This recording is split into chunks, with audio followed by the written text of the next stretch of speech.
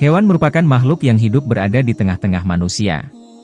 Seperti tumbuhan, hewan diciptakan oleh Allah Subhanahu wa Ta'ala sebagai penunjang kehidupan manusia dan penyeimbang ekosistem alam. Meski demikian, beberapa orang merasa terganggu dengan kehadiran sejumlah hewan di dekatnya. Bahkan tak jarang hewan-hewan tersebut diusir hingga dibunuh. Sementara itu di dalam Islam, terdapat sejumlah hewan yang disukai oleh para malaikat. Hewan-hewan yang disukai malaikat ini beberapa di antaranya hidup dekat dengan manusia. Berikut ini adalah 3 hewan yang disukai oleh para malaikat dan tidak boleh dibunuh. 1. Laba-laba. Hewan dengan nama ilmiah Aranea ini sering dijumpai di dalam rumah.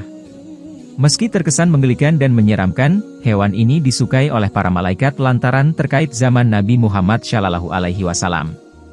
Pada saat itu, Nabi Muhammad SAW tengah diburu untuk dibunuh oleh kaum Quraisy.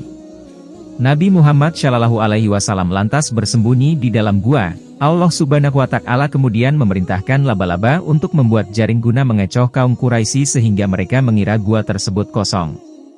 2. Belalang. Belalang merupakan salah satu jenis serangga yang umum dijumpai di Indonesia.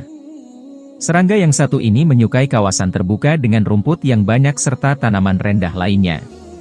Serangga ini disukai oleh para malaikat karena berkaitan dengan Rasulullah SAW yang mendapatkan perintah dari Allah Subhanahu wa Ta'ala di langit ketujuh.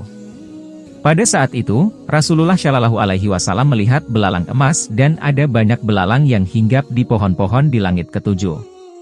3. Semut. Hewan dengan nama latin Formicida ini sangat sering kita temui di dalam rumah. Hewan kecil ini sering dianggap mengganggu penghuni rumah, bahkan tak sedikit orang yang membunuh hewan ini dengan pembasmi serangga. Hewan ini disukai oleh para malaikat lantaran Nabi Sulaiman AS pernah melihat semut yang berbondong-bondong untuk menolong seekor ulat yang tengah terhimpit kayu.